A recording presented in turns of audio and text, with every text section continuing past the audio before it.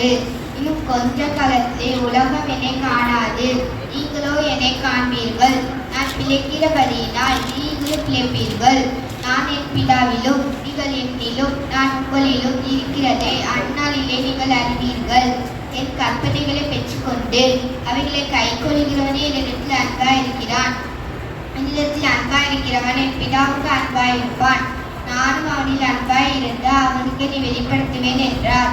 ஸ்காரியோத் அல்லாத யூதா என்பவன் அவரை நோக்கி, ஆண்டவரே, நீர் உலகத்துக்கு வெளிப்படுத்தாமல் எங்களுக்கு வெளிப்படுத்தப் போகிற காரணம் என்ன என்றான். அதற்கு இயேசு பிரயோஜனமாக, ஒருவன் என்னில் அன்பாயிருந்தால் அவன் என் வசனத்தை கைக்கொள்ளுவான்.